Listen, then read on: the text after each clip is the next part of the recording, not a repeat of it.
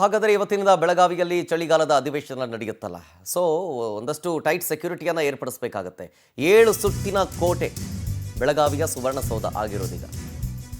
ಹೆಂಗೆ ಅಂತಂದರೆ ಈಗ ಆಲ್ರೆಡಿ ದೇಶದಲ್ಲಿ ಥ್ರೆಟ್ನಿಂಗ್ ಕೇಸ್ಗಳು ಸಿಕ್ಕಾಪಟ್ಟೆ ಜಾಸ್ತಿ ಆಗ್ತಾ ಇದೆ. ಅದರಲ್ಲೂ ಡೆಲ್ಲಿಲಿ ಬಾಂಬ್ ಬ್ಲಾಸ್ಟ್ ಆಯ್ತಲ್ಲ, ಹಾಗಾಗಿ ಬಿಗಿ ಪೊಲೀಸ್ ಬಂದೋಬಸ್ತನ್ನು ಈಗಲೂ ಕೂಡ ನಿಯೋಜನೆ ಮಾಡಲಾಗಿರೋದು. ಇಲ್ಲಿ ವಿಪಕ್ಷಗಳಿಂದ ಪ್ರತಿಭಟನೆ ಆಗುತ್ತೆ, ರೈತರಿಂದ ಮುತ್ತಿಗೆ ಹಾಕಲಾಗುತ್ತೆ ಅನ್ನುವಂಥ ಹಿನ್ನೆಲೆಯಲ್ಲಿ ಮುಂಜಾಗ್ರತಾ ಕ್ರಮವಾಗಿ ಸುವರ್ಣಸೌಧಕ್ಕೆ ಬಿಗಿ ಭದ್ರತೆಯನ್ನು ಪೊಲೀಸ್ ಇಲಾಖೆ ಕಡೆಯಿಂದ ಒದಗಿಸಲಾಗಿದೆ. ಪೊಲೀಸ್ ಆಯುಕ್ತರಾದಂಥ ಭೂಷಣ್ ನೇತೃತ್ವದಲ್ಲಿ ಬಂದೋಬಸ್ತನ್ನು ಕೈಗೊಳ್ಳಲಾಗಿದೆ. ಬಂದೋಬಸ್ತ್ಗೆ ಸಾವಿರಾರು ಪೊಲೀಸರನ್ನು ನಿಯೋಜನೆ ಮಾಡಲಾಗಿದೆ. 146 ಹಿರಿಯ ಪೊಲೀಸ್ ಅಧಿಕಾರಿಗಳನ್ನು ನಿಯೋಜನೆ ಮಾಡಲಾಗಿದೆ. 3820 ಪೊಲೀಸ್ ಸಿಬ್ಬಂದಿಗಳನ್ನು ನಿಯೋಜನೆ ಮಾಡಲಾಗಿದೆ. 500 home guards, 8 quick response team, 10 DAR ತುಕಡಿ, 35 KSRP ತುಕಡಿಗಳನ್ನು ನಿಯೋಜನೆ ಮಾಡಲಾಗಿದೆ. ಡೀಟೇಲ್ಸ್ ಕೊಡ್ತಾರೆ ಇದ್ರ ಬಗ್ಗೆ ನಮ್ಮ ಪ್ರತಿನಿಧಿ ಮಂಜುನಾಥ್ ಲೈವ್ನಲ್ಲಿ. ಮಂಜುನಾಥ್, ಈಗ ಬೆಳಗಾವಿಯಲ್ಲಿ ಚಳಿಗಾಲದ ಅಧಿವೇಶನ ನಡೆಯೋ ಹಿನ್ನೆಲೆಯಲ್ಲಿ ಒಂದಷ್ಟು ಕಡೆ ಪ್ರತಿಭಟನೆಯ ಬಿಸಿ ತಟ್ಟುತ್ತೆ ಅನ್ನೋದು ಒಂದು ಕಡೆ, ಮತ್ತೊಂದು ಕಡೆ ಡೆಲ್ಲಿಲಿ ಬಾಂಬ್ ಬ್ಲಾಸ್ಟ್ ಆಯಿತು, ಹಾಗಾಗಿ ಸೆಕ್ಯೂರಿಟಿಯನ್ನು ಟೈಟ್ ಮಾಡಬೇಕು ಅಂತ ಹೇಳಿ ಗುಪ್ತಚರ ಇಲಾಖೆ ಮಾಹಿತಿ ಕೊಟ್ಟಿರೋದ್ರಿಂದ ಹೇಗಿದೆ ಸೆಕ್ಯೂರಿಟಿ ಪರ್ಪಸ್?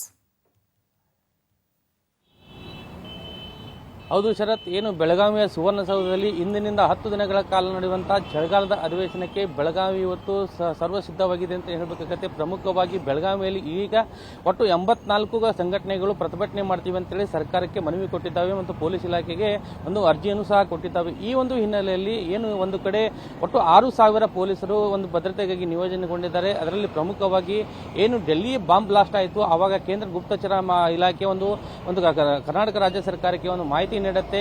ಈ ನಡೆಯುವಂಥ ಚಳಿಗಾಲದ ಅಧಿವೇಶನವನ್ನು ನೀವು ಅತಿ ಭದ್ರತೆಯಿಂದ ಮಾಡಬೇಕು. ಯಾಕಂತಂದ್ರೆ ಈಗಾಗಲೇ ಡೆಲ್ಲಿಯಲ್ಲಿ ಬಾಂಬ್ ಬ್ಲಾಸ್ಟ್ ಆಗಿ ಉಗ್ರಗಾಮಿಗಳು ಅನೇಕ ಜನರನ್ನ ಸಾವಿಗೀಡಾಗಿ ಸಾವನ್ನು ಹೋಗುವಂತೆ ಅವರು ಸಮಸ್ಯೆಯನ್ನು ಉಂಟು ಮಾಡಿದ್ದಾರೆ. ಆ ಒಂದು ಹಿನ್ನೆಲೆಯಲ್ಲಿ ಸುವರ್ಣಸೌಧದಲ್ಲಿ ನಡೆಯುವಂತಹ ಚಳಿಗಾಲದ ಅಧಿವೇಶನಕ್ಕೆ 7 ಕೋಟಿಯ ಒಂದು ಸುತ್ತಿನ ಒಂದು ಭದ್ರತೆಯನ್ನು ನಿಯೋಜನೆ ಮಾಡಬೇಕಂತ ಹೇಳಿ ಒಂದು ಡೈರೆಕ್ಷನ್ ಕೊಟ್ಟಿದ್ರು. ಆ ಒಂದು ಹಿನ್ನೆಲೆಯಲ್ಲಿ ಈಗಾಗಲೇ ಬೆಳಗಾವಿಯ ಪೊಲೀಸ್ ಕಮಿಷನರ್ ಅಂತ ಭೂಷಣ್ ಬೋರ್ಶೆ ಅವರ ನೇತೃತ್ವದ ಏನು ತಂಡ ಇದೆ, ಒಟ್ಟು 6000 ಪೊಲೀಸರನ್ನ ನಿಯೋಜನೆ ಮಾಡಿ ಭದ್ರತೆಯನ್ನ ಈಗಾಗಲೇ ಮಾಡಿದ್ದಾರೆ. ಅದೇ ತರನಾಗಿ ಇವತ್ತು ಒಂದು ಕಡೆ ಸರ್ಕಾರ ಒಂದು ಅಧಿವೇಶನ ಸಿದ್ಧತೆ ಮಾಡಿಕೊಂಡು ಅಧಿವೇಶನದಲ್ಲಿ ಇವತ್ತು ಪಾಲ್ಗೊಳ್ಳುತ್ತಾ ಮುಖ್ಯಮಂತ್ರಿ ಪಾಲ್ಗೊಳ್ತಾರೆ. ಆದರೆ ಇದು ಸರ್ಕಾರದ ವಿರುದ್ಧವಾಗಿ ಇನ್ನೊಂದು ಕಡೆ ಏನು ನಾಡದ್ರೋಹಿಯಾದಂಥ MES ಅವರು ಸಹ ಮಹಾಮೇಳಾವ್ ಮಾಡ್ತೀವಿ ಅಂತೇಳಿ ಒಂದು ಮಂಡು ವಾದವನ್ನು ಮಾಡ್ತಾ ಇದ್ದಾರೆ. ಆದರೆ ಇಲ್ಲಿವರೆಗೂ ಜಿಲ್ಲಾಡಳಿತ ಆಗಿರ್ಬೋದು, ಸರ್ಕಾರ ಆಗಿರ್ಬೋದು, ಅವರಿಗೆ ಯಾವುದೇ ಪ್ರತಿಭಟನೆಗೆ ಅವರಿಗೆ ಪರ್ಮಿಷನ್ ಕೊಟ್ಟಿಲ್ಲ. ಆದರೂ ಸಹ ತಮ್ಮ ಮಂಡು ವಾದವನ್ನು ಬಿಡದೆ ನಾವು ಇವತ್ತು ಹೈ ಡ್ರಾಮಾ ಮಾಡೇ ಮಾಡ್ತೀವಿ, ಯಾಕಂದ್ರೆ ಬೆಳಗಾವಿ ಮಹಾರಾಷ್ಟ್ರಕ್ಕೆ ಸೇರ್ಬೇಕಂತೇಳಿ ಆಗ್ರಹಿಸಿ